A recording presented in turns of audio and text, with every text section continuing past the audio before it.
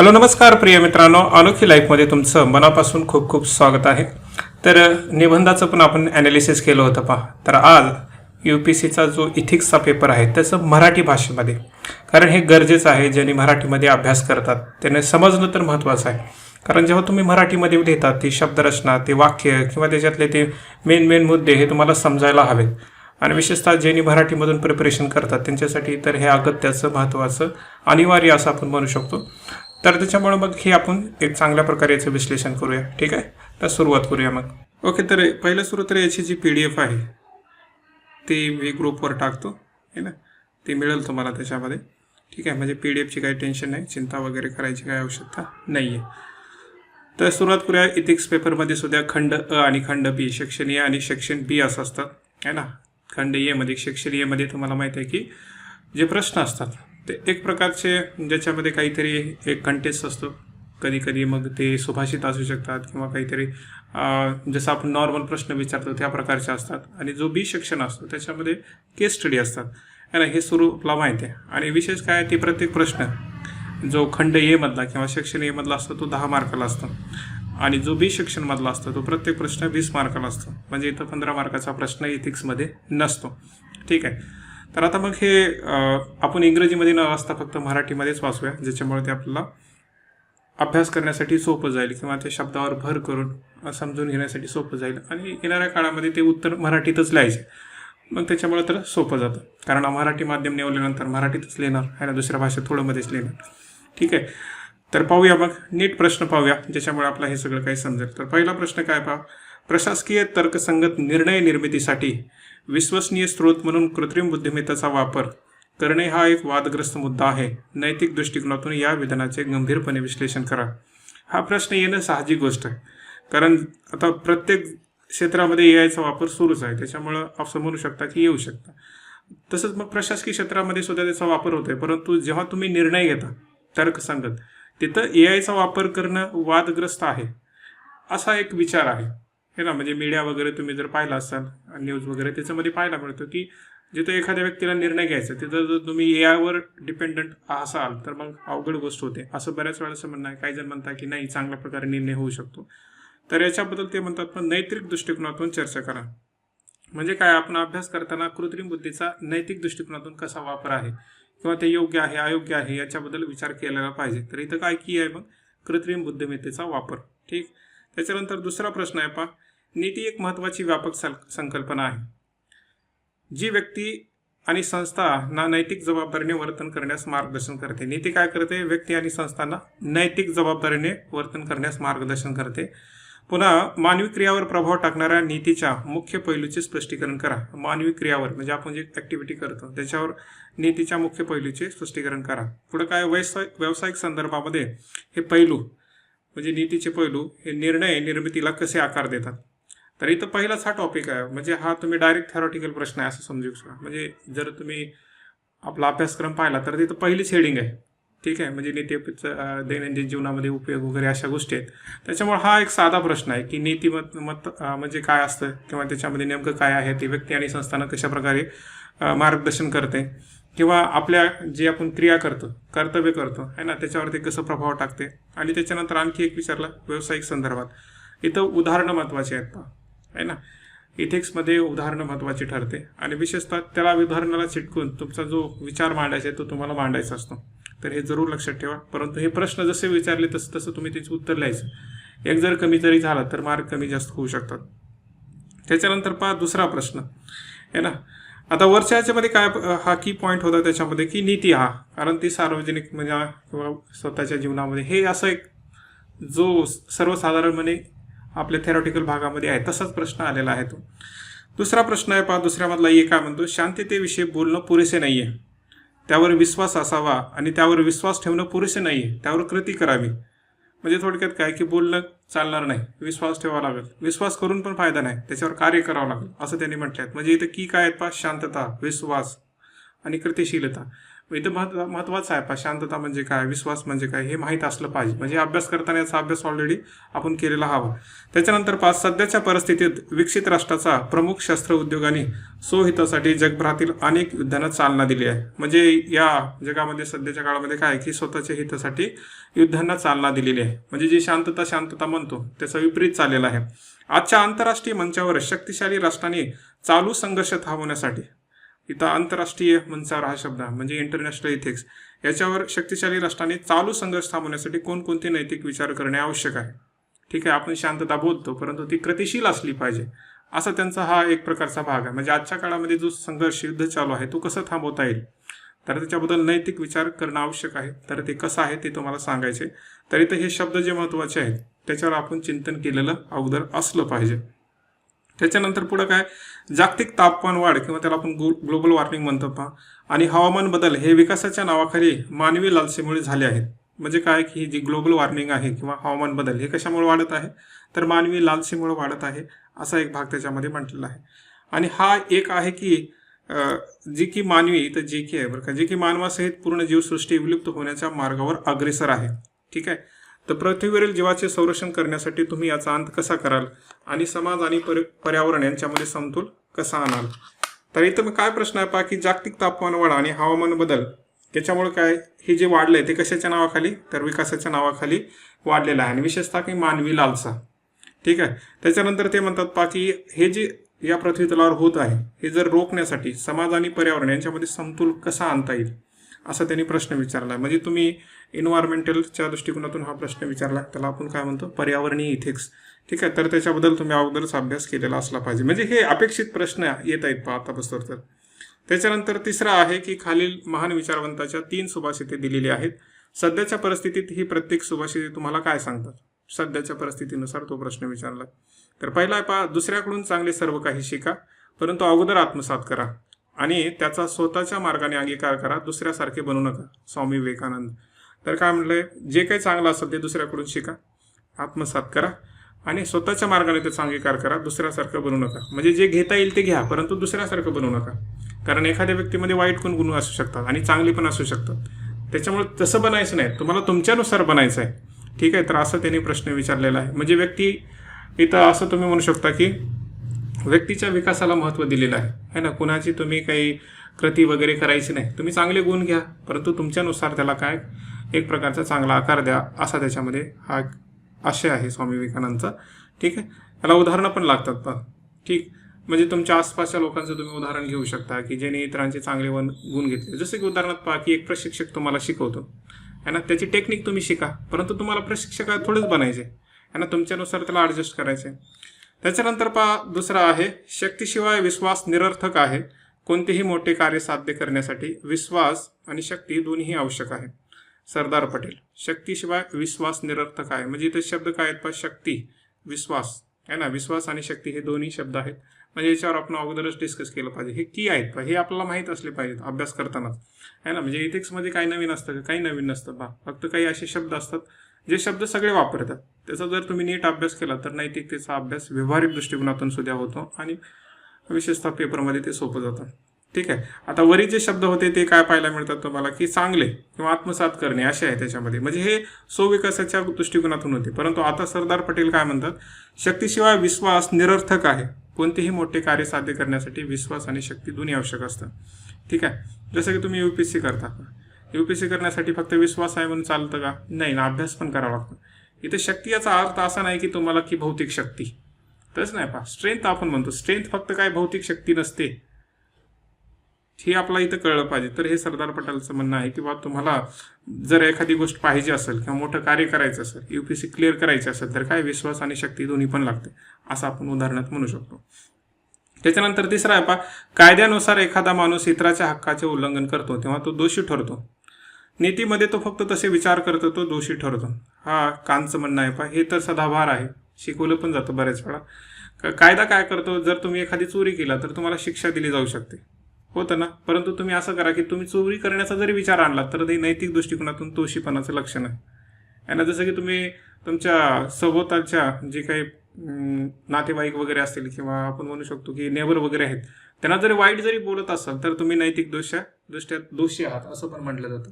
भलेही तुम्हाला शिक्षा दिली जात नाही कायदेशीरनुसार, परंतु तुम्ही बोलताय आणि दुसऱ्याचं वाईट बी चिंतनदार, तर तुम्ही कसे आहात, दोषी आहात. तर हे तुमच्या रोजच्या उदाहरणातून तुम्हाला सांगता येतं. त्याच्यानंतर चौथा प्रश्न त्याच्यामधला न्याय आणि अन्याय यांची संकल्पना संदर्भानुसार बदलते. हे तर उघड आहे ना. बऱ्याच वेळा असे तुम्हाला उदाहरणं सापडतात की न्याय आणि अन्याय हे म्हणजे काळानुसार पण बदललेलं आहे. शक्तिशाली लोक बऱ्याच वेळा न्याय म्हणून न्यायाच्या खाली अन्याय करतात असंही तुम्हाला पाहायला मिळतं. आणि पुढे बी बऱ्याच वेळा संस्थानं निर्माण झाले, इंग्रज आले, इंग्रज पण म्हणायचे का आपल्याला तुमच्यावर आम्ही न्याय करतो. खरं तर त्यांनी काय केलं, मग अन्याय केला ना. म्हणजे हे, आणि तुमच्या जीवनात पण बऱ्याच अशा गोष्टी आहेत. तुम्ही एखादी गोष्ट खोटी बोलला असाल, तुम्हाला वाटलं असेल की ती न्याय आहे, खरं तर अन्याय असू शकतो. आणि एखादी गोष्ट तुम्ही म्हणजे अन्यायासारखी केली असेल, परंतु दुसऱ्या व्यक्तीला तो न्याय पण असला म्हणजे झाला असेल, असं पण होतं बऱ्याच वेळा. तर हे जे काय आहे तर ते संदर्भानुसार बदलतं असं म्हटलेलं आहे. आता हे तुम्ही असंही म्हणू शकता की एका सामाजिक क्षेत्रात गेलात, तुम्ही एखाद्या कंपनीमध्ये कामाला गेलात किंवा कुठेही जावा, ते संदर्भानुसार हे बदलत असतं. ते म्हणतात जे एका वर्षापूर्वी योग्य होतं ते आजच्या संदर्भात अन्यायकारक ठरू शकतं. त्याच्यानंतर न्यायाची हत्या टाळण्यासाठी बदलत्या संदर्भात त्याची सतत तपासणी होणे आवश्यक आहे. योग्य उदाहरणासह विधानाचे परीक्षण करा. म्हणजे थोडक्यात काय की त्याच रूढी, चाली, प्रथा याच्यानुसार तुम्ही वागू नका, है ना. त्याला बदलत्या संदर्भानुसार पाहण्याचा प्रयत्न करा, असा हा प्रश्न आहे. आणि याच्यामध्ये उदाहरणं महत्वाची ठरतात. त्याच्यानंतर पुढचा प्रश्न आहे काय आहे, विषयाच्या मुळावर लक्ष न देता केवळ बाह्य स्वरूपावर अवलंबून राहिल्यास अन्याय होऊ शकतो. वरी पण अन्याय हा शब्द आहे, न्याय अन्याय, पण हे तुम्हाला माहित असलं पाहिजे. याच्यातले की जे होते ना वरच्यामध्ये की न्याय आणि अन्याय है ना, तर हे की सगळे तुम्हाला म्हणजे तुम्ही अभ्यास करताना रोज एक जरी शब्द अभ्यास केला तर ते सगळं होऊन जातं. तर आता ह्या प्रश्नामध्ये काय विषयाच्या मुळावर लक्ष न देता केवळ बाह्य स्वरूपावर अवलंबून राहिल्यास अन्याय होतो. योग्य प्रकारे काम करणारा प्रशासकीय अधिकारी तो आहे जो या बाह्य स्वरूपाकडे दुर्लक्ष करून खऱ्या हेतूसाठी काम करतो. आता तुम्ही असं बी म्हणू शकता की एखादा व्यक्ती आहे आहे ना, म्हणजे आला, म्हणजे एखादा नेता आला आणि तुम्हाला काहीतरी रिश्वत देऊन गेला, म्हणजे तुम्हाला असं वाटतं की त्याने रिश्वत दिल्यानंतर माझी परिस्थिती वगैरे सुधारते वगैरे असं होतं, परंतु याच्यामुळे तुमचं काम होत नाही है ना. येणाऱ्या काळामध्ये तुम्हाला त्याच्यामध्ये संकटाचा सामना करावा लागतो. त्याच्यामुळे काय म्हणते जो बाह्य स्वरूपाकडे दुर्लक्ष करून खऱ्या हेतूसाठी काम करतो है ना, तो खरा प्रशासकीय अधिकारी आहे असं म्हटलेलं आहे. ठीक आहे, म्हणजे योग्य काम करणारा. म्हणजे याला तुम्ही भ्रष्टाचाराच्या दृष्टिकोनातून घेऊ शकता है ना. त्यांना इनडायरेक्टली तेच म्हणायचे, आणि त्यांनी भ्रष्टाचार नाही शब्द वापरला, परंतु इनडायरेक्टली तेच म्हणायचे. बाह्य स्वरूप म्हणजे काय, बऱ्याच वेळा असं असतं की तुम्ही आसपासच्या गोष्टीला पाहून म्हणजे बळी पडता, म्हणजे ते प्रेशर असू शकतं, भ्रष्टाचार, लालच वगैरे काही असू शकतं, असं त्यांना हेतू आहे त्याच्यामध्ये. पुढचा पाचवा प्रश्न, सार्वजनिक प्रशासनात आचारसंहिता आणि नीती संहिता, कोड ऑफ कंडक्ट आणि कोड ऑफ इथिक्स हे काय आहे तर मार्गदर्शनाचे स्रोत आहेत. आचारसंहिता कार्यरत आहे, कोड ऑफ कंडक्ट, परंतु नीती संहिता अद्याप लागू झालेली नाही. शासनात सचोटी, प्रामाणिकता आणि पारदर्शकता सगळे शब्दाचंच भरणं आहे याच्यामध्ये. आचारसंहिता म्हणजे काय, नीती संहिता म्हणजे काय, त्याच्यानंतर सचोटी, प्रामाणिकता, पारदर्शकता हे माहीत असल्याशिवाय तुम्हाला उत्तर लिहिता येत नाही है ना. हे टिकवण्यासाठी नीती संहितेसाठी योग्य मार्ग सुचवा है ना. म्हणजे सचोटी, प्रामाणिकता, पारदर्शकता हे टिकवण्यासाठी नीती संहितेसाठी योग्य मार्ग सुचवा असं त्यांनी म्हटलेलं आहे. म्हणजे हे सचोटी, प्रामाणिकता आणि मार्गदर्शनासाठी काय नीती संहिता कशी काम करते, कशी करावी लागेल त्याच्यामध्ये, तर हा प्रश्न त्यांनी विचारलेला आहे. त्याच्यानंतर पुढचा नवी भारतीय न्याय संहिता, म्हणजे जो नवीन आलेला BNS, अगोदर जो आपल्याकडे कोड ऑफ कंडक्ट होती किंवा ही जी न्याय संहिता होती त्याला बदलण्याचा प्रयत्न केलेला आहे आता, आणि तोच प्रश्न आहे. नवी भारतीय न्याय संहिता याचा आत्मा भारतीय संस्कृती आणि तत्वावर आधारित न्याय, समानता आणि निष्पक्षतावर आधारित आहे. याच्या अगोदर काय होतं की इंग्रजांनी तयार केलेली होती ती न्याय संहिता, त्याच्यामुळे ते बदलण्याचा प्रयत्न केलेला आहे. आता काय म्हणते आता जी नवी भारतीय न्याय संहिता आहे ती चा आत्मा काय, भारतीय संस्कृती आणि तत्वावर आधारित आहे आणि त्याच्यावर न्याय, समानता आणि निष्पक्षता आधारित आहे. तर त्यांनी प्रश्न काय विचारला मग, सध्याच्या न्यायव्यवस्थेतील दंडांच्या सिद्धांतातून न्यायाच्या दिशेने झालेल्या मोठ्या बदलाच्या दृष्टीने यावर चर्चा करा. त्याच्यामध्ये सगळाच एक मोठा आहे की देशद्रोह हा एक खटला तुम्ही म्हणू शकता. असे बरेच आहे त्याच्यामध्ये की ज्याच्यामध्ये बदल करण्याचा प्रयत्न केलेला आहे. तो किती झालेला आहे त्याच्यात वेगळी डिबेट असू शकते, ह्याना मुद्दा वेगळा असू शकतो, परंतु आहेत असे काही ज्याच्यामुळे मोठा बदल झालेला पाहायला मिळतो. म्हणजे भारतीय दृष्टिकोनातून ती न्याय संहिता बनलेली आहे, तर ती कशा प्रकारची, तर असा त्याच्यामध्ये चर्चा करा असं म्हटलेलं आहे. ओके, त्याच्यानंतर 6वा प्रश्न भारतीय संस्कृती आणि मूल्य प्रणालीमध्ये लिंग ओळखाची पर्वा न करता समान संधी दिली आहे. भारतीय संधीमध्ये म्हणजे असं म्हणू शकतो स्त्रिया आणि पुरुष असं न म्हणता का समान संधी दिली गेली आहे. गेल्या काही वर्षात सार्वजनिक सेवेत महिलांची संख्या सातत्याने वाढली आहे. महिला प्रशासकीय सेवकांना भेडसावणाऱ्या लिंग विशिष्ट आव्हानाचे परीक्षण करा आणि त्यांची कार्यकुशलता वाढवण्यासाठी आणि उच्च नीतिमानतेचे पालन करण्यासाठी योग्य उपाय सुचवा. त्यांना हाच प्रश्न विचारायचा आहे की बाबा सध्याच्या काळामध्ये जे स्त्रियांमध्ये प्रश्न निर्माण होत आहे ना, लिंग विशिष्ट आव्हानाचे, म्हणजे विशेषतः स्त्री आहे म्हणून त्याच्यावर अन्याय अत्याचार होत आहे, तर याच्याविषयी काय करा, तर तुम्ही उपाय सुचवा. कारण हे सुचवण्यासाठी कार्यशीलता आणि म्हणजे कार्यकुशलता आणि उच्च नीतिमत्ता राहणार नाही. तर त्यांनी असा प्रश्न विचारला इनडायरेक्टली. ठीक आहे, म्हणजे स्त्रियाच्या संबंधित हा प्रश्न आहे असं म्हणू शकता तुम्ही. त्याच्यानंतर पुढचा पहा, मिशन कर्मयोगीचे उद्दिष्ट नागरिकांची सेवा करण्यासाठी उच्च आचरण आणि वर्तनाचा दर्जा राखणे, त्यामध्ये स्वतःचा विकास करणे आहे. आणि ही योजना प्रशासकीय सेवकांना काय करते, तर उत्पादन क्षमतेत आणि वाढ करण्यासाठी तसेच तळागाळातील लोकांना सेवेचा पुरवठा करण्यासाठी सक्षम करते है ना. तर त्यांनी विचारले की हो असं करते का, सक्षम असेल का, सक्षम करेल का, तर तुम्हाला तर होच म्हणावंच लागेल है ना, नाही थोडंच म्हणणार तुम्ही है ना. तरी पण हे तुम्हाला सांगावं लागेल की कशा प्रकारे मिशन कर्मयोगी काम करण्यात येईल. आता ह्याच्यामध्ये थोडक्यात तुम्हाला मिशन कर्मयोगी नेमकं काय काय आहे गोष्टी हे माहीत असल्या पाहिजेत है ना. थोडक्यात तुम्ही अंदाजे लिहू शकता, परंतु तुम्ही म्हणू शकता की काही गोष्टी माहीत असल्यावरच तुम्हाला सटीक थोडीसे मार्क म्हणजे जास्त मिळण्याची शक्यता वाढते. ठीक आहे, तर असा होता शिक्षण. म्हणजे तुम्ही थोडक्यामध्ये जर पाहिला तर काही शब्द आहेत, त्या शब्दाचा जर तुम्ही व्यवस्थित अभ्यास केला तर ते कळतं विशेषतः. आता इथं पण पहा, या मिशन कर्मयोगीमध्ये काय म्हटलंय त्यांनी की उच्च आचरण आणि वर्तनाचा दर्जा याच्यामुळे काय होतो, त्याद्वारे स्वतःचा विकास होतो. म्हणजे इथे इनडायरेक्टली तुमचा त्या प्रशासकीय अधिकाराचा विकास महत्वाचा आहे, ज्याच्यामुळे काय होतं, उत्पादन क्षमतेमध्ये वाढ होते आणि सेवाचा पुरवठा होतो है ना. म्हणजे इथं काय स्वतःचा विकास करणं, तर स्वतःचा कसा विकास होतो नीतिमत्तेच्या दृष्टिकोनातून हे तुम्हाला कळलं पाहिजे. आणि बरेच जे आहेत पहा, जसं की पहा समान संधी वगैरे, कार्यकुशलता हे शब्द. त्याच्यानंतर पुढे तुम्ही वरी म्हणू शकता की भारतीय संस्कृतीच्या आधार, न्याय, समानता, निष्पक्षता, कितीतरी याच्यामध्ये ते शब्द आहेत. पुढे वरी शक्ती आहे ना, पॉवर वगैरे, ते आपण म्हणतो विश्वास पाहायला मिळतं. त्याच्यानंतर न्याय, अन्याय हे शब्द पाहायला मिळतात. म्हणजे हे जर शब्दाचा तुम्ही नीट अभ्यास केला तर हे प्रश्न काही अवघड नाहीत. ठीक आहे, कारण ते फक्त एक वाक्य तयार होतं ना, ते मेन शब्द धरून एक वाक्य तयार होतं. उलट त्याच्या शब्दात जर तुम्हाला चांगली माहिती असेल, जसं की दुःख सुख किंवा हे आताचे जे काय न्याय, अन्याय, शांती, करुणा वगैरे या शब्दाचा अर्थ माहीत असला तर मग हे सगळं काही सोपं जातं. तर खंड बी मध्ये काय आहेत, तर खंड बी सोडत असताना पहा, इथिक्स केस स्टडी सोडत असताना काही गोष्टी महत्वाच्या आहेत की केस स्टडीमध्ये तुम्ही कोण आहात. ठीक आहे, काय काय महत्वाचं आहे, तुम्ही कोण आहात. त्याच्यानंतर पहा की याच्यातला नेमकं काय घडलेलं आहे या केस स्टडीमध्ये, दिलेल्या केस स्टडीनुसार तुम्हाला विचारायचं आहे, त्याच्यामध्ये तथ्य काय आहेत, फॅक्ट्स काय आहेत. ठीक आहे, त्याच्यानंतर पहा की तिसरं आहे की याच्यामध्ये उपाय काय होऊ शकतात आणि जो तुम्ही निर्णय घेणार आहात तो समतोल असावा. हे 4 मुद्दे नेहमी लक्षात ठेवायचे. ठीक आहे, की तुम्ही कोण आहात है ना. म्हणजे तुम्ही जिल्हा अधिकारी नसताना काही निर्णय घेऊ शकत नाही, म्हणजे तिथं तुम्ही आहे शिपाई आणि तुम्ही जिल्हा अधिकाऱ्याचे निर्णय घेता असं होत नाही केस स्टडीमध्ये. त्याच्यामुळे तुम्ही कोण आहात हे महत्त्वाचं ठरतं. त्याच्यानंतर या केस स्टडीमध्ये नेमकं काय आहे, फॅक्ट्स काय आहे, त्याच्या आधारेच तुम्हाला उत्तर लिहायचे, हवाबाजी करायची नाहीये. आणि त्याच्यानंतर मग त्याच्यानुसारच उपाय सुचवायचे. आता त्या फॅक्ट्समध्ये काही भागीदार असू शकतात है ना, की ज्याचा काही इंटरेस्ट असू शकतो किंवा कुणाचं तर नुकसान होत असेल, कुणाचा तर फायदा होत असेल, त्या सगळ्या गोष्टीचा विचार करावा लागतो. ठीक आहे, तर हे डिटेल गोष्टी बघा आपल्या त्या चॅनलवर पण आहे, तुम्ही तिथं बी पाहू शकता है ना, अनोखी लाईफवर. तरी पण हे पुढे आणखी सांगता येईल. तर काय आपण डायरेक्ट मराठीच वाचूया. एबीसी इनकॉर्पोरेटेड ही एक तंत्रज्ञान कंपनी आहे जी जगभरात दुसऱ्या क्रमांकावर असून ती तिसऱ्या जगात वसलेली आहे, थर्ड वर्ल्ड आपण म्हणतो. तर हे शब्द महत्वाचे आहेत बरं का. म्हणजे विशेष काय आणखी एक गोष्ट, स्पीड महत्वाची ठरते, कारण बरेच मोठे प्रश्न येतात इथिक्समध्ये आणि वेळ कमी असतो, त्याच्यामुळे स्पीड वाचताच तुम्ही लगेच अंडरलाईन केलं पाहिजे. तुम्ही या कंपनीचे काय आहात, तर CEO आहात आणि बहुसंख्य समभागधारक आहेत, म्हणजे शेअर होल्डर पण आहात आणि CEO पण आहात.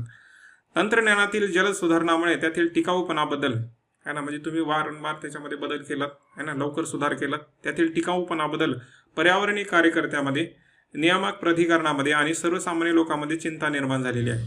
म्हणजे जी काही प्रगती निर्माण झाली त्याच्यामुळे तुम्हाला कंपनीच्या पर्यावरणीय पदचिन्हाबद्दल गंभीर समस्याला सामोरे जावं लागतं है ना, म्हणजे इकोलॉजिकल ती फुटप्रिंट वगैरे म्हणतो आपण.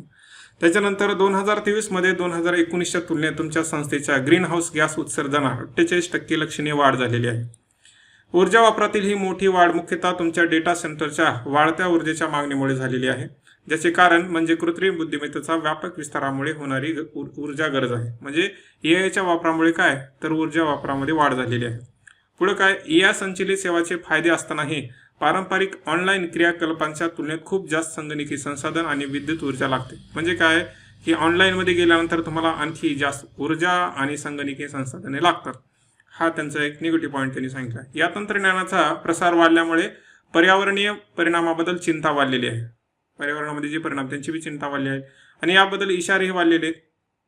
त्याच्यानंतर पहा एआय मॉड्यूल विशेषतः व्यापक मशीन लर्निंग आणि डेटा प्रक्रियेमध्ये वापरल्या जाणाऱ्या ऊर्जा वापर पारंपरिक संगणकीय कार्याच्या तुलनेत खूप जास्त आहे. म्हणजे थोडक्यात काय ते म्हणतात पहा एआय मुळे ऊर्जेचा वापर अधिक होत आहे. ठीक आहे. आणि पुढे काय म्हणते पहा जर 2030 पर्यंत शून्य उत्सर्जन साध्य करण्याची वचनबद्धता आणि उद्दिष्ट आधीच आहे तरी एआयच्या वाढत्या एकत्रीकरणामुळे उत्सर्जन कमी करण्याचे आव्हान मोठे वाटत आहे. म्हणजे आपण शून्य उत्सर्जन जरी म्हटलं असेल तर एआयच्या वापरामुळे ते मोठं वाटत आहे. हे उद्दिष्ट साध्य करण्यासाठी नूतनीकरणक्षम ऊर्जा वापरात मोठी गुंतवणूक आवश्यक आहे ना. रिन्युएबल एनर्जीमध्ये तुम्हाला जास्तीत जास्त इन्व्हेस्टमेंट करावी लागेल. तंत्रज्ञान क्षेत्रातील स्पर्धात्मक वातावरणामुळे ही अडचण आणखीच तीव्र झालेली आहे. म्हणजे बाजारामध्ये ही स्पर्धा वाढलेली आहे. तिथे बाजारातील स्थान आणि समभागधारकांचे मूल्य टिकवण्यासाठी जलद नाविन्यता अत्यावश्यक आहे. नाविन्यता, नफा आणि टिकाऊपणा यांच्यात संतुलन साधण्यासाठी व्यावसायिक उद्दिष्टे आणि नैतिक जबाबदाऱ्या यांचा विचार करून एक धोरणात्मक पाऊल उचलणे आवश्यक आहे. काय काय पहा नाविन्यता, नफा आणि टिकाऊपणा हे 3 शब्द याच्यामध्ये महत्त्वाचे आहेत. थोडक्यामध्ये काय एक तंत्रज्ञान कंपनी आहे त्याच्यामध्ये ऊर्जेचा वापर अधिक होत आहे. कशामुळे एआयमुळे. आणि त्याच्यात दुसरा प्रॉब्लेम काय पर्यावरणाचा. तर त्याच्यानुसार ही केस स्टडी आहे. ठीक आहे. म्हणजे त्याला नाविन्यता पाहिजे, नफा पाहिजे, टिकाऊपणा पाहिजे. तर या सगळ्या गोष्टीची आवश्यकता आहे. त्याच्यावर मला प्रश्न विचारले तात्काळ पावले म्हणजे तुम्ही कोणते तात्काळ पावले उचलाल म्हणजे इन्स्टंट काम. त्याच्यानंतर पहा नैतिक प्रश्न कोणते आहे त्याच्यामध्ये. त्याच्यानंतर आता कंपनीला काही फटका बसलेला आहे पहा त्याच्यामधले तर आर्थिक आणि नैतिक मुंडे मांडा. आणि पुढे काय म्हणताय पहा की नैतिक दृष्टिकोनातून विचार करता एआय उपक्रम आणि पर्यावरणीय परिणाम यामध्ये संतुलन राखण्यासाठी म्हणजे एआय आणि पर्यावरण यांच्यामध्ये संतुलन राखण्यासाठी तुम्ही कोणते उपाय सुचवाल. आता हे तुम्ही डायरेक्ट उत्तर लिहायचे परीक्षेमध्ये. ठीक आहे. त्याच्यामध्ये म्हणजे भागीदार वगैरे बोलत बसायचं नाही कारण तेवढा वेळ नसतो पहा है ना. A B C D direct उत्तर त्याच्यामध्ये लिहायचे कारण हा वेळ कमी असतो आणि विशेषतः 250 शब्दामध्ये म्हटलेला आहे. हे तुम्ही जरूर लक्षात ठेवा. ठीक. आता याच्यामध्ये काय काय भागीदार आहेत तर ते बोलण्यात म्हणजे वेळ जातो त्याच्यामुळे आपण पुढे जाऊया है ना कारण ते मोठी गोष्ट झाली मग सगळ्या गोष्टी बोलत बसल्या. पुढचा काय पहा 8वा प्रश्न. हा रमन एक वरिष्ठ IPS अधिकारी आहेत आणि नुकतेच त्यांनी एका राज्यात महासंचालक म्हणून नियुक्ती झाली आहे. त्यांच्यासमोर अनेक समस्या आणि आव्हाने आहेत ज्यांची तातडीने दखल घेणे आवश्यक आहे. म्हणजे IPS अधिकारी आहे तो DIG झाला आहे आणि त्यांच्यासमोर मोठी आव्हान आहे. त्यापैकी एक गंभीर समस्या म्हणजे अज्ञात दहशतवादी गटातील राज्यातील बेरोजगारी तरुणाची भरती सुरू आहे. म्हणजे दहशतवादी गटाने काय केलेली आहे बेरोजगार तरुणाची भरती सुरू केलेली आहे. या राज्यात बेरोजगाराची समस्या जास्त आहे. विशेषतः पदवीधर आणि उच्च शिक्षण घेतलेल्या तरुणांमध्ये ही समस्या अधिक गंभीर आहे. त्यामुळे सहज लक्ष बनत आहे ना. म्हणजे लोकांना रोजगारच नाही मग ती काय त्यांचं टार्गेट बनत आहे. रमन यांनी वरिष्ठ अधिकारी DIG रेंज आणि त्यांच्या समकक्ष अधिकाऱ्यासोबत घेतलेल्या आढावा बैठकीत समजले की जागतिक स्तरावर एक नवीन दहशतवादी गट उदयास आला आहे आणि या गटाने काय केले तर बेरोजगारी तरुणाच्या मोठ्या प्रमाणात भरती मोहीम सुरू केलेली आहे. विशेषतः एका विशिष्ट समाजातील तरुणांना निवडून त्यातील उग्रवादी कार्यासाठी केली जात आहे. म्हणजे उग्रवादी हा गट राज्यात आपले पाय पसरण्याचा प्रयत्न करत असल्याची खात्री झाली आहे. म्हणजे आता तुमच्या राज्यात येणार नाही म्हणजे रमेशच्या राज्याच्या CID आणि सायबर सेलने मिळवलेल्या खात्रीलायक गुप्त माहितीवरून असे समजले की या गटाने सोशल मीडिया आणि स्थानिक सामुदायिक संघटनेच्या मदतीने अनेक बेरोजगार तरुणांशी संपर्क साधला आहे. या गटाच्या योजना मोठ्या प्रमाणात पसरण्याआधीच त्यांना रोखण्याची आवश्यकता होती. ठीक आहे. आवश्यकता आहे म्हणायची आवश्यकता आहे. तर इथं थोडक्यामध्ये काय की जो काय आता हा पाय पसरत आहे तर त्याला रोखण्याची आवश्यकता आहे म्हणते. पुढे काय सायबर सेल मार्फत पोलिसांनी केलेल्या गुप्त चौकशीत असे उघड झाले की अनेक बेरोजगार तरुण फेसबुक, इंस्टाग्राम, ट्विटर खूप सक्रिय आहेत. सरासरी हे तरुण दररोज 6 ते 8 तास इलेक्ट्रॉनिक साधने आणि इंटरनेटचा वापर करीत होते. तसेच त्यांनी दहशतवादी गटाच्या संपर्कात असलेल्या व्यक्तीकडून मिळणारे संदेश पाठवण्यास व सहानुभूती दाखवण्यास सुरुवात केलेली आहे. म्हणजे त्यांचा माइंड आता डायव्हर्ट होत आहे. त्यांच्यानंतर काय पडतंय त्यांचे सोशल मीडिया अकाउंट सरकारच्या धोरणाविषयी अतिरेकी टीका करणारे आणि देशाविरुद्ध विचार पसरणारे होते. म्हणजे थोडक्यामध्ये काय आहे की तरुणांमध्ये बेरोजगारीची समस्या आहे आणि याचा वापर करत आहे दहशतवादी गट. हे काय करतात तर दहशतवादी गट या लोकांना रिक्रूट करत आहेत है ना. त्यांची भरती करत आहेत है ना. त्यांच्यामध्ये उग्रवादी भावना निर्माण करत आहेत. तसेच देशाविषयी आणि सरकारच्या धोरणाविषयी एक विरोधी टीका करत आहेत. आणि तशीच गोष्ट ही सोशल मीडियावर पाहायला मिळते. म्हणजे थोडक्यात पाहिजे तर 4-5 गट इन्व्हॉल्व आहे. दहशतवादी, सोशल मीडिया, सरकार आणि ही तरुणाची बेरोजगारी अशा समस्या याच्यामध्ये आहे. आणि या एकत्रितपणातून प्रश्न काय विचारले त्यांनी? रमण यांच्या समोर परिस्थितीला तोंड देण्यासाठी कोणते पर्याय उपलब्ध आहेत? काय करणार तो नेमकं? अशा गटांना राज्यात प्रवेश करून वातावरण दूषित होऊ नये यासाठी विद्यमान यंत्रणेचे बळकटीकरण करण्यासाठी तुम्ही कोणत्या उपाययोजना सुचवाल? बरेच वेळा प्रश्न हा किचकट असू शकतो, परंतु त्याच्यातले जे विचारले ते थोडंसं एक सविस्तर असू शकतं, म्हणजे सिंपल असू शकतं. पाहितले प्रश्न सोपे आहे ना. ही केस स्टडी जरी मोठी वाटत असली आणि त्याच्यामध्ये जर मूलभूत ज्या भूमिका आहे मोठ्या जरी असले तर प्रश्न वेगळे आहेत त्याच्यामध्ये. काय रमण यांच्या समोर परिस्थितीला तोंड देण्यासाठी कोणते पर्याय उपलब्ध आहेत? अशा गटांना राज्यात प्रवेश करून वातावरण दूषित होऊ नये यासाठी विद्यमान यंत्रणा म्हणजे जे काही आहे त्याच्यामध्ये कसं करायचं काम? आणि पुन्हा या परिस्थितीत पोलीस दलाच्या गुप्तचर यंत्रणेचा प्रभाव वाढवण्यासाठी आहे ना, पोलीस दलाच्या गुप्तचर यंत्रणेचा प्रभाव वाढवण्यासाठी तुम्ही कोणती कृती, योजना, सल्ला देऊ शकता? ठीक आहे, म्हणजे तुम्ही काय सांगाल त्यांना? तर अशा प्रकारचे 3 प्रश्न विचारले. ओके, तर हा आहे 8वा प्रश्न. फक्त अतिरेकी जाऊ नका, म्हणजे अशा करू नका की तुम्ही टोकाची भूमिका घेऊ नका उत्तर सोडत असताना. फक्त एवढं लक्षात ठेवा, बाकीच्या गोष्टी इकडे तिकडे होऊ शकतात उत्तरात. त्याच्यानंतर 9वा प्रश्न पहा. मागील काही वर्षांमध्ये विशेष करून केंद्र आणि राज्य सरकारच्या बहुआयामी धोरणामुळे प्रभावित राज्यामध्ये नक्षलवादी समस्या मोठ्या प्रमाणात सोडवली गेली आहे, कमी झाली. ओके, काही राज्यातील भागामध्ये विशेष परदेशी देशाच्या सहभागामुळे म्हणजे दुसऱ्या लोकांच्या हस्तक्षेपामुळे नक्षलवादी समस्या अजूनही कायम आहे. रोहित याची नियुक्ती नक्षलवादी प्रभावित असलेल्या जिल्ह्यापैकी एका जिल्ह्यात गेल्या एका वर्षापासून विशेष ऑपरेशनासाठी SP म्हणून झालेली आहे. म्हणजे हा कोण आहे? SP आहे. ठीक, ओके. त्याच्यानंतर रोहित हा SP आहे. जिल्हा प्रशासनाने नक्षलवादी प्रभावित भागात लोकांचे विश्वास आणि मन जिंकण्यासाठी अलीकडील काळात अनेक विकासाची कामे हाती घेतली आहेत. ओके, चालू आहे कामं. त्याच्यानंतर काळाच्या ओघात रोहितने नक्षलवादाच्या हालचालीविषयी त्वरित माहिती मिळवण्यासाठी एका उत्कृष्ट गुप्तचर नेटवर्क तयार केलेलं आहे. चांगलं काम केलं त्याने. लोकांमध्ये आत्मविश्वास निर्माण करण्यासाठी नक्षलवादावर नैतिक वर्चस्व ठेवण्यासाठी पोलिसांकडून अनेक शोध मोहिमा आणि घेरीव कारवाया केल्या जात आहे. रोहित एका पथकाचे नेतृत्व करत असताना त्यांना त्यांच्या गुप्तचर स्रोताकडून माहिती मिळाली की सुमारे 10 नक्षलवादी एका विशिष्ट गावात अत्याधुनिक शस्त्रासह लपलेले आहेत. मग पुन्हा काय करतात मग रोहित वेळ न दळवता रोहित आपल्या पथकात सगळं गावात पोहोचले आणि अचूक घेराव घालून शिस्तबद्ध शोध मोहीम सुरू केली. शोधादरम्यान त्यांच्या पथकांना सर्व नक्षलवाद्यांना त्यांच्यासह असलेली स्वयंचलित शस्त्रासह पकडले है ना. रोहितला यश आलं. पुढं मात्र दरम्यान 500हून अधिक आदिवासी महिला, म्हणजे प्रश्न इथून सुरू होतो खरा, 500हून अधिक आदिवासी महिला गावाभोवती जमा झाल्या आणि गावाकडे चालत येऊ लागल्या. त्या जोरात घोषणा करत होत्या आणि नक्षलवादाची तात्काळ सुटका करण्याची मागणी करत होत्या, कारण त्यांना तेच त्यांचे रक्षण करते आणि तारणहार वाटत होते. हा बिग प्रॉब्लेम आहे ना, मोठा प्रॉब्लेम, की जे नक्षलवादी असते तेच रक्षण करते आणि तारणहार वाटत होते. पुढे काय? जमिनीवरील परिस्थिती अत्यंत गंभीर होत होती, कारण आदिवासी महिला अत्यंत संतप्त आणि आक्रमक होत्या. रोहितने रेडिओ सेट आणि मोबाईल फोनवरून आपल्या वरिष्ठ अधिकारी राज्याचे IG यांच्याशी संपर्क साधण्याचा प्रयत्न केला, परंतु खराब कनेक्टिव्हिटीमुळे ते अयशस्वी झाले, म्हणजे संपर्क होऊ शकला नाही. पुढे काय? रोहित एका गंभीर द्विधा मनस्थितीत अडकतो, कारण पकडलेल्या नक्षलवादापैकी दोघे केवळ हार्डकोर नक्षलवादीच नव्हे तर त्यांच्या डोक्यावर 10 लाख रुपयांचे बक्षीस होते. म्हणजे असे मोठे नक्षलवादी होते आणि ते अलीकडील सुरक्षा दलावर हल्ल्यातही सामील होते. तथापि जर त्यांना नक्षलवाद्यांना सोडले नाही तर परिस्थिती नियंत्रणाबाहेर जाऊ शकते, कारण आदिवासी महिला आक्रमकपणे पुढे येत होत्या. अशा परिस्थिती नियंत्रित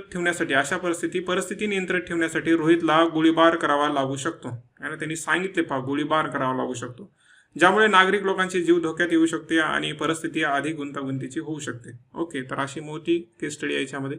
याच्यात प्रॉब्लेम काय आहे की नक्षलवादी आहेत, ओके, त्याला पकडलेला पण आहे, परंतु आता जे सपोर्ट करायला पाहिजे गावाने तर न करता आदिवासी महिला काय आक्रमक झालेल्या आहेत.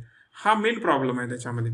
म्हणजे इथं तुम्ही सरकारचे धोरण वगैरे या सगळ्या गोष्टी कमी पडत आहेत असं मी म्हणू शकतो. ठीक आहे, तरी पण प्रश्न काय विचार रोहितकडे या परिस्थितीला सामोरे जाण्यासाठी कोणते पर्याय उपलब्ध आहेत? इथं जे गोळ्या चालवणं हा जो आहे ना तो शेवटचा पर्याय असला पाहिजे, हे लक्षात ठेवा फक्त. आणि रोहित कोणत्या नैतिक द्वंद्वाचा सामना करत आहे आणि इथं नैतिक कोणते प्रश्न आहेत? त्याच्यानंतर तुम्हाला वाटते का कोणता पर्याय रोहितसाठी अधिक योग्य असेल आणि का? तुमच्या म्हणजे कोणता पर्याय असेल? आता इथं बोलणं वगैरे या गोष्टी तुम्ही पर्यायामध्ये म्हणू शकता की पण त्यांच्याशी सुरुवातीला संवाद वगैरे साधन, परंतु ते आक्रमक होत आहेत असा पण प्रश्न आहे. मग इथं काय करायचं नेमकं? सध्याच्या परिस्थितीत महिला आंदोलकांना हाताळताना पोलिसांनी कोणत्या अतिरिक्त खबरदारीची उपाययोजना कराव्यात? ठीक आहे, अतिरिक्त खबरदारी महिला यांना म्हणजे काय तुम्हाला असं करावं लागेल की ज्याच्यामुळे ही उपाययोजना चांगल्या प्रकारे यशस्वी होईल आहे ना, जास्त काय होणार नाही, परिस्थिती गुंतागुंतीची होणार नाहीये, असा त्यांनी प्रश्न विचारलेला आहे. ठीक आहे, थोडासा विचार करायला लावणारा प्रश्न आहे परंतु चांगले आहे. त्याच्यानंतर पहा पुढचा प्रश्न काय, 10वा. स्नेहा वरिष्ठ व्यवस्थापक आहे जी एका मध्यम आकाराच्या शहरात एका मोठ्या नामांकित रुग्णालय साखळीमध्ये काम करत आहे.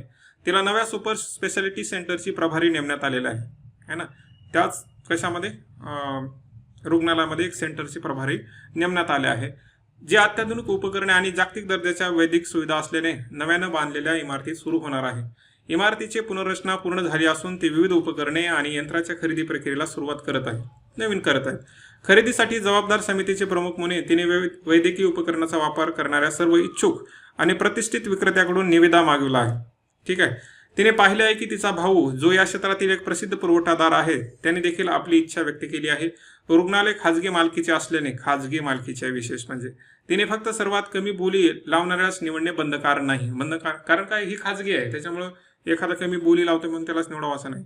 तिला हे देखील माहिती आहे की तिच्या भावाच्या कंपनीला आर्थिक अडचणीचा सामना करावा लागत आहे आणि मोठा पुरवठा ऑर्डर मिळाल्यास त्याला सावरण्याला मदत होईल. त्याच वेळी जर तिने तिच्या भावाला कंत्राट दिली तर तिच्यावर पक्षपातीपणाचे आरोप होऊ शकतात आणि तिची प्रतिमा खराब होऊ शकते. रुग्णालय व्यवस्थापनाला तिच्यावर पूर्ण विश्वास आहे आणि ते तिच्या कोणत्याही निर्णयाला समर्थन देईल. ठीक आहे, परंतु प्रॉब्लेम तिचा पण होऊ शकतो. तर प्रश्न काय मग, स्नेहाने कोणते पाऊल उचलावे, तिने तिच्या निवडीचे समर्थन कसे करावे, या प्रकरणात वैयक्तिक हितसंबंधामुळे वैद्यकीय नैतिकतेला कसा तडा जात आहे ना, मेडिकल इथिक्स. ओके, तर हा एक प्रश्न आहे पहा. तर ह्याच्यामध्ये उत्तर लिहिताना आता पहिल्या सुरू तुम्ही जर म्हणत असाल स्नेहाने भावाला मदत करावी, परंतु करत असताना तुम्हाला नैतिक आधार द्यावा लागेल त्याच्यामध्ये. ठीक आहे, तर हे जरूर लक्षात ठेवा, म्हणजे फक्त इथं फेवर म्हणून काम करायचं नाही, तर त्याच्यामध्ये तटस्थ भूमिका सुद्धा घ्यावी लागते. पुढचा प्रश्न काय, 11वा प्रश्न, यावर्षी उन्हाळा अत्यंत तीव्र असल्यामुळे जिल्ह्याला गंभीर पाण्याची टंचाई भासत आहे. जिल्हाधिकारी त्याच्या अधीनस्थ अधिकाऱ्यांना उर्वरित जलसाठ्याचे संरक्षण करण्यासाठी आणि जिल्ह्याला तीव्र पाण्याच्या संकट जाण्यापासून रोखण्यासाठी सक्रिय करत आहेत. म्हणजे काय, अधिकारी काय करतो, सगळ्या लोकांना सक्रिय करत आहेत. पाणी वाचवण्याबाबत जनजागृती अभियानासोबत भूजलाचा अतिवापर रोखण्यासाठी कठोर उपाययोजना करण्यात आलेल्या आहेत. गस्त पथके गावामध्ये फिरण्यासाठी तैनात करण्यात आलेली आहेत, जेणेकरून खोल बेरवल किंवा नदीतील जलाशयातून सिंचनासाठी पाणी काढणाऱ्या शेतकऱ्यांना ओळखता येईल. म्हणजे शेतकऱ्यांनी पाण्याचा वापर करू नये असा त्यांचा भाग आहे. शेतकरी या कार्यामुळे काय झालेले, संतप्त झाले आहेत. शेतकऱ्याचे एक शिष्टमंडळ जिल्हाधिकाऱ्याची भेट घेत त्याची समस्या मांडते. ते तक्रार करतात की त्यांना पिकांना पाणी देण्याची परवानगी नाही, तर नदीजवळील मोठ्या उद्योगांना आणि त्यांच्या औद्योगिक प्रक्रियेसाठी खोल बोरवेलद्वारे मोठ्या प्रमाणात पाणी काढले गेले आहे. म्हणजे थोडक्यात काय, तुम्ही उद्योगांना पाणी देता आणि शेतकऱ्यांना नाही म्हणता.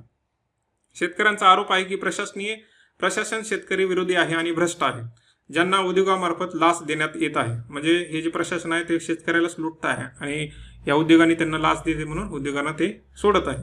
जिल्ह्यातील शेतकरी दीर्घकाळ आंदोलन करण्याची धमकी देत असल्याने त्यांना शांत करणे गरजेचे आहे. त्याचवेळी अधिकाऱ्याला पाण्याच्या संकटाचा सामना करावा लागत आहे. उद्योग बंद करू शकत नाही, कारण त्यामुळे मोठ्या संख्येने कामगार बेरोजगार होतील. ओके, म्हणजे सगळेच सांगितले. मग हे सांगितल्यावर प्रश्न काय विचारतात पहा, जिल्हा अधिकारी म्हणून जिल्हा अधिकाऱ्यासमोर असलेल्या सर्व पर्यायांची चर्चा करा. ठीक आहे, तुमच्याकडे कोणकोणते पर्याय उपलब्ध आहेत त्याची चर्चा करा. पुढचा प्रश्न आहे पहा, विविध हित संबंधात पक्षाच्या परस्पर समानात्मक हिताच्या दृष्टिकोनातून कोणती योग्य कार्यवाही केली जाऊ शकते है ना, म्हणजे कोणती कार्यवाही केली जाऊ शकते, जे काय पक्ष त्यांच्या समोर आहेत येणारे लोक. तिसरा प्रश्न पहा, जिल्हा अधिकाऱ्यासाठी संभाव्य प्रशासकीय आणि नैतिक द्वंद्व कोणते आहेत. म्हणजे जो काही समोर त्यांचे नैतिक मुद्दे मांडलेले आहेत त्याच्यामध्ये नेमकं काय करता येतं है ना. नैतिक द्वंद्व हा त्यांचा प्रश्न आहे. काय आहेत नैतिक द्वंद्व, पहा याच्यामध्ये डायलमाच जास्त त्यांनी विचारला आहे. जेवढे प्रश्न पाहायला मिळत त्याच्यामध्ये विशेष करून, तरी पण ते असतंच म्हणा दरवर्षी. आणि शेवटचा प्रश्न काय म्हणजे, डॉक्टर श्रीनिवासन एक नामांकित जैव तंत्रज्ञान कंपनीसाठी वरिष्ठ वैज्ञानिक म्हणून काम करत आहेत. ही कंपनी औषधाच्या क्षेत्रातील अत्याधुनिक संशोधनासाठी ओळखली जाते. डॉक्टर श्रीनिवास एका संशोधन टीमचे नेतृत्व करत आहेत, जी एका नवीन औषधावर काम करत आहे. ते एका नव्या विषाणूजन संसर्गाच्या प्रकारासाठी उपचार तयार केले जात आहे. हा आजार जगभरात झपाट्याने पसरत आहे आणि देशात या प्रकारची संख्या वाढत आहे. आजार पसरत आहे, संख्या वाढत आहे. ठीक आहे, डॉक्टर श्रीनिवासन यांच्या टीमवर या औषधाच्या चाचण्या लवकर पूर्ण करण्यासाठी मोठा दबाव आहे, कारण या औषधासाठी मोठी बाजारपेठ उपलब्ध आहे आणि कंपनीला बाजारपेठेत पहिल्यांदा प्रवेश मिळवायचा आहे ना. म्हणजे बाजार मार्केट मिळून पहिले सुद्धा त्यांना काय करायचं, नफा वगैरे कमवायचा आहे. टीमच्या एका बैठकीत काही वरिष्ठ सदस्य औषधाच्या चाचण्या लवकर करण्यासाठी शॉर्टकट सुचवतात आणि आवश्यक मंजुरी मिळण्यासाठी काही गोष्टींमध्ये फेरफार करण्याचा सल्ला देतात. ते काय म्हणतात मग, नकारात्मक परिणामांना वगळण्यासाठी डेटा बदलणे, केवळ सकारात्मक परिणाम दाखवणे, सूचित समितीचा अवलंब न करणे आणि स्वतःच्या घटकाचा विकास न करता प्रतिस्पर्धी कंपन्यांनी आधीच पेटंट केलेले घटक वापरणे. म्हणजे अगोदर ज्या कंपनीने पेटंट केले तेच वापरायचे त्याच्यामध्ये. डॉक्टर श्रीनिवासन अशा शॉर्टकट घेण्यास सहज नाहीत. म्हणजे श्रीनिवासला वाटतं की है ना कसं शक्य आहे, परंतु त्यांना हे जाणवतं की या साधनाचा वापर केल्याशिवाय लक्ष्य साध्य करणे अशक्य आहे. है ना, म्हणजे शॉर्टकट केल्याशिवाय काय लक्ष्य पूर्ण होणार नाही. मग प्रश्न काय विचारला, अशा परिस्थितीत तुम्ही काय कराल? या पर्यायाचा आणि परिणामी परिणामाचा नैतिकतेच्या दृष्टिकोनातून अभ्यास करा. पर्यायाचा आणि त्यांच्या परिणामाचा, ठीक आहे, नैतिकतेच्या दृष्टिकोनातून अभ्यास करा. अशा परिस्थितीत डेटा नैतिकता आणि औषध नैतिकता कशा प्रकारे मानवतेचे संरक्षण करू शकते. म्हणजे थोडक्यात काय, तुम्ही एक वैज्ञानिक आहात किंवा इथं जसे हा जो डॉक्टर श्रीनिवास आहे पहा, तर एक वरिष्ठ वैज्ञानिक आहे. मग त्यांचं नेमकं कार्य काय असतं ना, मग त्यांनी कशाला महत्त्व दिलं पाहिजे, अशा दृष्टिकोनातून तुम्हाला उत्तर लिहायचं याच्यामध्ये. म्हणजे एका वैज्ञानिकाचं नेमका नैतिक भूमिका कोणत्या आहेत त्या महत्त्वाच्या आहेत का, मग बाजारपेठामध्ये हे औषध लवकर आणणे हे महत्त्वाचं आहे. अशा प्रकारचा एक कोंडी निर्माण करणारा प्रश्न आहे आणि हे 3 प्रश्न तुम्हाला त्याच्यामध्ये लिहायचे. ओके, तर अशा प्रकारचा हा एक भाग तुम्ही म्हणू शकता की जो विचारला गेलेला आहे परीक्षेमध्ये 2024च्या. ठीक आहे, खरं तर याचे उत्तर द्यायला म्हणजे खूप वेळ जातो है ना, भरपूर वेळ. म्हणजे याला एक उत्तर सांगत बसायचं, मग फक्त तुम्हाला अंडरस्टँड झालं की काय प्रॉब्लेम आहे आणि प्रश्न कसे विचारलेले आहेत है ना, ते सुद्धा मराठीमधून आपण बोलण्याचा प्रयत्न केलेला आहे. ठीक आहे, तर ही PDF मिळेल तुम्हाला. तर इथंच थांबूया मग.